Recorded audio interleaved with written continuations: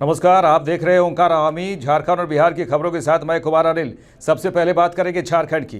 राज्यसभा चुनाव में एनसीपी विधायक कमलेश सिंह यूपीए प्रत्याशी को वोट करेंगे।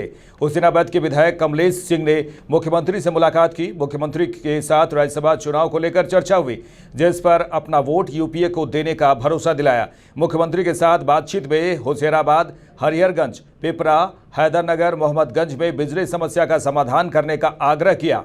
वहीं कमलेश कुमार सिंह ने बताया कि मुख्यमंत्री से विधानसभा क्षेत्र की कई समस्याओं के समाधान को लेकर चर्चा भी हुई। राष्ट्रीय पार्टी है और राष्ट्रीय पार्टी होने के नाते हम लोग यूपीए के हिस्से उसके गठबंधन में हैं। तो जहाँ तक सवाल है तो गठबंधन का जो है पालन करना है। राज्यसभा का चुनाव 19 को है, पार्टी का जो निर्णय है वो जरूर होगा। कोडरमा सांसद अन्नपूर्णा देवी ने अपने संसदीय क्षेत्र गिरिडीह के विभिन्न प्रखंडों का दौरा किया। क्षेत्र भ्रमण के दौरान बगोदर प्रखंड के जरमुन्ने पश्चिमी के प्रभारी मुखिया शंकर पटेल के पिता पूर्व सरपंच श्याम लाल महतो के निधन की सूचना पर महुरी गांव पहुंची, जहां सांसद अन्नपूर्णा देवी ने पूर्व सरपंच स्वर्गीय महतो के निधन पर शोक प्रकट किया। वहीं इस दौरान सांसद अन्नपूर्णा देवी ने प्रभारी मुखिया शंकर पटेल को एसीबी टीम के द्वारा रिश्वत लेने के आरोप में हुई गिरफ्तारी के मामले में साजिश बताते हुए सांसद ने एसीबी से इसके निष्पक्ष जांच करने की मांग की है। इस दौरान बरकट्टा विधायक अमित यादव, बगोदर के पूर्व विधायक नागेंद्र महतो मौजूद थे।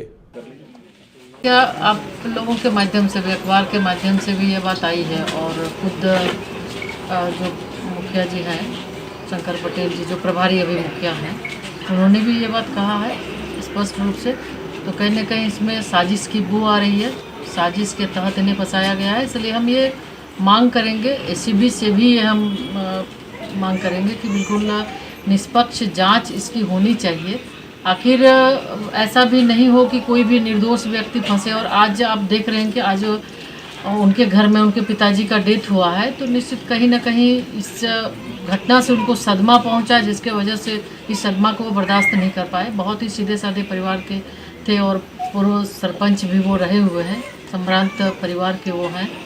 तो हमें लगता है कि इसमें कहीं ना कहीं साजिश है और इसके बारे में बात भी करेंगे, एसीबी से भी बात करेंगे, इसकी जांच हो, निष्पक्ष जांच हो के फिर इस पर आगे बढ़ेंगे। साहिबगंज राजमहल विद्युत अवर प्रमंडल अंतर्गत 3 पहाड़ पावर सब स्टेशन से मंगला हाट ग्रिड तक हाई टेंशन 33,000 केवीए विद्युत तार में फॉल्ट होने के कारण 3 पहाड़ और आसपास के क्षेत्रों में कई घंटों तक ब्लैकआउट रहा।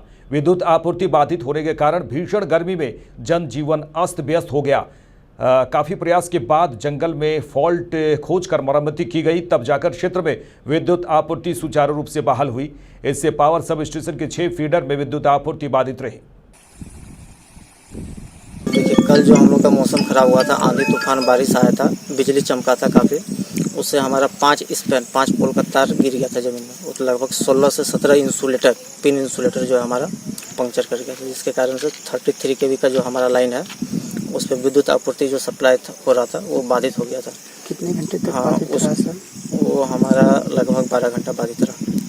ठीक है, इनकी जानकारी आपको कब हुई? इसकी जानकारी 6 बजे शाम में हम लोग को मिली। 6 बजे शाम में आपूर्ति हमारा बंद है। सारा स्टाफ हमारा राजमहल प्रशाखा का स्टाफ, 3 पहाड़ प्रशाखा का स्टाफ, सारा स्टाफ खुद से एक्टिव होकर रात भर पेट्रोलिंग करके फॉल्ट जो भी था उसको दुरुस्त किया। सुबह में अभी 9 बजे लगभग विद्युत आपूर्ति अभी सुचारू रूप से बहाल हो गया है 3 पहाड़ प्रशाखा में। अब बात करें निरसा की। 4 दिनों से लापता 19 वर्षीय युवक सुरेश हांसदा का शव मैथन थाना क्षेत्र के आम कूड़ा स्थित जंगल में मिलने से क्षेत्र में सनसनी फैल गई। इधर घटना की खबर पाकर मैथन पुलिस मौके पर पहुंचकर शव को कब्जे में लेकर पोस्टमार्टम के लिए भेज दिया। 19 वर्षीय युवक सुरेश हांसदा एक दैनिक मजदूर था और पिछले कई दिनों से काम न मिलने पर मानसिक रूप से तनाव में था। जब गांव की ही लड़कियां जंगल में लकड़ी चुनने गई तो वहां एक शव देखा। देखते ही गांव की लड़कियों ने शोर मचाया और फिर ग्रामीण बड़ी संख्या में वहां इकट्ठे हो गए और इसकी सूचना मैथन पुलिस को दी। नामक व्यक्ति हैं जो 3 तारीख को लापता हुए थे, जिनकी सूचना हमें कल मिली थी कि ये घर से 2 दिन से लापता है और उनके परिजनों द्वारा काफ़ी खोजबीन किया जा रहा था। जब पता नहीं मिला तो इनकी सूचना थाने में दी गई गुमशुदगी की, जिसके आलोक में सनद दर्ज किया हुआ था और आज ग्रामीणों के द्वारा सवेरे करीब 8 बजे के आसपास बताया गया कि एक व्यक्ति की लाश आमपुरा जंगल में मिली है।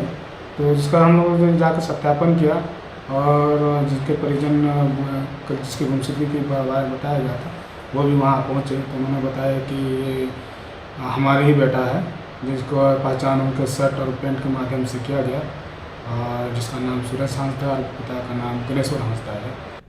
झारखंड की आर्थिक राजधानी कहा जाने वाला जमशेदपुर कभी अंतर्राष्ट्रीय ख्याति प्राप्त खिलाड़ियों के नाम से जाना जाता था। एक जमाने में विश्व के प्रसिद्ध खिलाड़ी स्वर्ण सिंह साइकिल की सवारी से दुनिया को अचंभित कर चुके थे। स्वर्ण अंतर्राष्ट्रीय खिलाड़ी होने के बावजूद सुरक्षा प्रहरी का काम कर रहे हैं। एक जमाने में जब खेलों की दुनिया में झारखंड के लौ नगरी का स्वर्ण सिंह का नाम विदेशों में गूंजा करता था, आज वह गुमनामी की जिंदगी जीने को विवश है। जमशेदपुर के बारीडी बस्ती के शांति नगर रोड नंबर 2 के क्वार्टर नंबर 10 में रह रहे हैं। स्वर्ण सिंह बिरसा नगर के एक निजी अपार्टमेंट में सिक्योरिटी गार्ड की नौकरी कर अपने परिवार का भरण पोषण करने को मजबूर हैं। न तो राज्य सरकार और न ही इन्हें सम्मान दिया और न ही खेल जगत के लोगों ने इनकी सूध ली। बात सब सुन के स्टार्ट किए 1965 से। 1965 में हम जूनियर चैंपियन बने और फिर उसका बाद फिर हम तो मेरा नेशनल रिकॉर्ड काफ़ी रहा। टाटा स्टील में मेरा अभी तक रिकॉर्ड ही है सब, तो वो भी टूटा नहीं है, टाटा स्टील वाला भी। उसके बाद 70 में बैंकॉक गए, 74 में यहाँ हुआ तेहरान, तो हम सेलेक्ट हुए, हम गए नहीं। इसमें कोई घर का प्रॉब्लम पड़ गया, हम नहीं जा सके। और बाकी इंटरनेशनल तो हम बहुत किए हैं, पूरा इंडिया घूमे। तो अभी हम क्या करें, जब नहीं चलेगा तो टिस्को का लड़का का रजिस्ट्रेशन करवाया था, जहाँ तो उसी टाइम बोलता कि हमको RTI चाहिए या हमको MBA चाहिए, तो हम अपना लड़का को करवाता है। तो मेरा तो लड़का एक ही था, हालांकि मेरा सर्विस में लगना ही लगना है। इसको रजिस्ट्रेशन हो गया, डॉक्टरी हो गया, आज बुलाते हैं कल बुलाते हैं, बस यही चल रहा। लास्ट में क्या हुआ, हमको भिजवाना पड़ा यहाँ से उसको। हम ये तो नहीं कहेंगे कि अभी हमारे सरकार की कमियों का है, क्योंकि जैसे मैंने अभी मिला है, मैं इनसे बात किया हूँ, मिला हूँ स्वर्ण सिंह जी से। ये पूरे झारखंड के लिए नहीं, जमशेदपुर के लिए नहीं, पूरे देश का धरोहर है ये। और ये अभी तक हम लोग के नज़र में नहीं थे, बैक थे। मैं तो खुद अपने तरफ से जो मैंने अभी इनका सुना है, मैं खुद टाटा स्टील से, इन्होंने 29 ईयर्स और 30 ईयर्स इन्होंने सर्विसेज दिया टाटा स्टील में, तो मैं खुद टाटा स्टील से गुहार करूंगा, मैं खुद भी उनसे मिलूंगा, बात करूंगा कि ऐसे ऐसे धरोहर को संभाल के रखने का है। और जहां तक बात हुई सरकार की, तो सरकार से भी अपील करूंगा कि हमारे ही सरकार है, हमारा ही सब, भैया इनको भी आर्थिक मदद पहुँचाया जाए। कि स्पोर्ट्स में जो विल पावर होता है वो स्पोर्ट्समैन को दिखना चाहिए, जो आज मैंने देखा है कि इनके आंखों से झलक गया। हम लोग इस बात को भी उठाएंगे ऊपर कि इन लोगों को आर्थिक मदद भी पहुँचाया जाए। 2020 में बिहार विधानसभा का चुनाव होने वाला है। इसको लेकर सरगर्मी भी तेज हो गई है। लगातार तेजस्वी यादव नीतीश कुमार पर हमलावर हैं और कोई भी मौका नहीं छोड़ रहे। जब भी मौका मिलता है नीतीश कुमार पर हमला कर देते हैं। तेजस्वी यादव ने नीतीश कुमार पर हमला बोलते हुए कहा है कि नीतीश की कथनी और करनी में बहुत अंतर है। तेजस्वी यादव ने कहा कि मजदूर पर अत्याचार हुआ है और अब सरकार माफी मांग रही है। डबल इंजन की सरकार, पूरा विकास होगा, विकास का जो है गंगा बहेगा। ये तो हम विनाश के कगार पे आ गए। और देखिए इस पे कोई राजनीति नहीं, मेरा जायज सवाल है और हम बड़ी उम्मीद कर करके बैठे हैं कि आदरणीय नीतीश कुमार जी आप वीडियो कॉन्फ्रेंसिंग कीजिए, तो प्रवचन मत सुनाओ। बिहार की जनता को प्रवचन नहीं सुनना है, आपके कार्य योजना को जानना है। आपने क्या काम किया उसका ब्यौरा आप देने का काम कीजिए। देखिए हम इसमें गरीबों के साथ बने, इसलिए हमारी मांगे हैं और मुझे पूरा विश्वास है कि हम जो है सरकार जो है अगर हमारी राय, विपक्ष की राय, हमारी राय अगर माने तो हम समस्या से निपट सकते हैं। पटना में मुख्यमंत्री नीतीश कुमार ने वीडियो कॉन्फ्रेंसिंग के माध्यम से स्वास्थ्य विभाग के अंतर्गत 542 करोड़ के परियोजनाओं का शिलान्यास किया और वहीं 88 करोड़ 38 लाख रुपए के परियोजनाओं का लोकार्पण किया।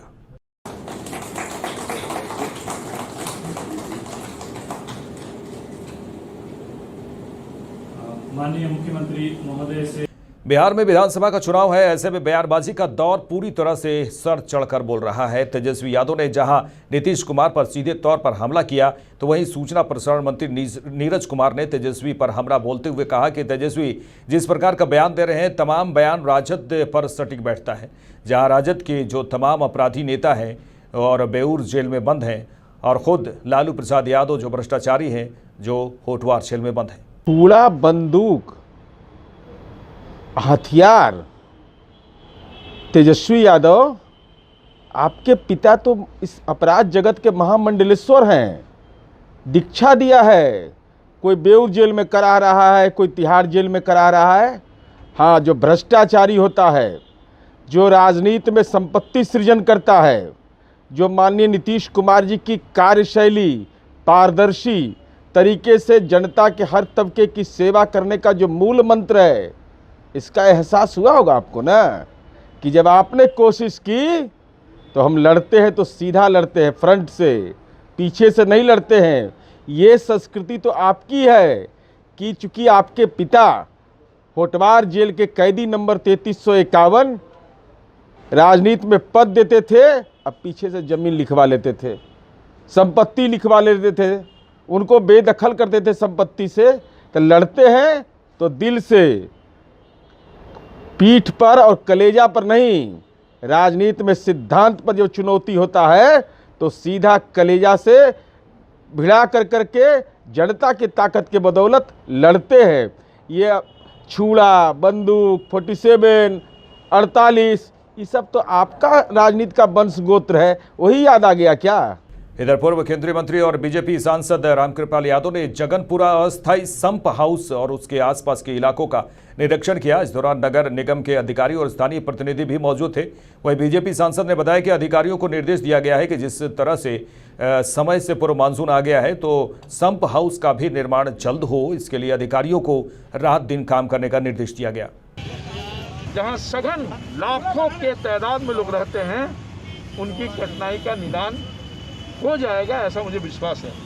मैंने अपने अधिकारियों को कहा है कि समय सीमा के अंदर, क्योंकि मानसून आ गया, आज भी उसका नज़र देख रहे होंगे आप, मानसून इस बार एडवांस आ रहा है, इसमें रात दिन काम लगा करके युद्ध स्तर पर समय सीमा से पहले ही इस संप हाउस का निर्माण कराइए और पानी निकासी की सुव्यवस्था कराने का काम कीजिएगा।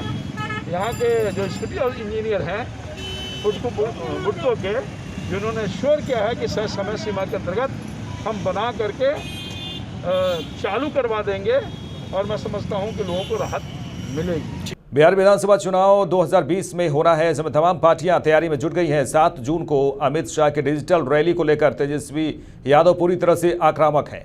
जनसंवाद को लेकर तेजस्वी यादव ने कहा कि जनता भूख से मर रही है और बीजेपी रैली की तैयारी कर रही है।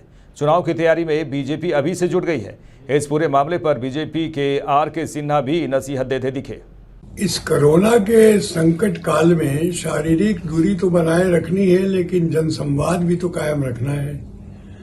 बीजेपी के जनसंवाद कार्यक्रम में गृह मंत्री माननीय अमित शाह जी पटना जा रहे हैं, तैयारियां जोरों शोरों से हैं, लेकिन मुख्य विरोधी दल राष्ट्रीय जनता पार्टी ने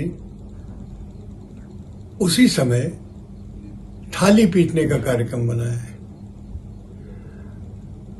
जिस व्यक्ति या विचारधारा की नींव ही नकारात्मकता पे होती है, वो सिर्फ नकारात्मक बातें सोचेगा। लेकिन बिहार की जनता समझदार है और अब वो इस झांसे में आने वाली नहीं है। बिहार की जनता देश के साथ दौड़ लगाना चाहती है, नकारात्मकता करके पीछे जाने के मूड में नहीं है। अब बात करें दानापुर की। केंद्र और राज्य सरकार के आदेश से कोरोना संक्रमण के चेन को तोड़ने के लिए जारी लॉकडाउन में राहत के बाद दानापुर में कपड़ा, किताब कॉपी, फल मंडी, सब्जी मंडी और स्टेशनरी आदि की दुकानें खुलने के बाद दानापुर में रौनक दिखने लगी है। लोग बाज़ारों में खरीदारी करने पहुंच रहे हैं। बाज़ारों में भी फिर से एक बार चहल पहल देखने को मिल रही है। जी, लॉकडाउन के बाद तो बाज़ार पूरा खुल चुकी है लगभग, लेकिन अभी भी देखा जा रहा है कि ग्राहकों का बहुत ही अभाव है, क्योंकि अभी सारा लगन और पर्व त्यौहार जो थे वो सब खत्म हो चुके हैं, जिसके कारण अभी बाज़ार सूना है और ग्राहकों का अभाव है, जिसके कारण अभी हम लोगों को बहुत आर्थिक स्थिति अच्छी नहीं है और मंदी के दौर से हम लोग अभी गुजर रहे हैं। मेरे साथ इस बुलेटिन में इतना ही। नमस्कार।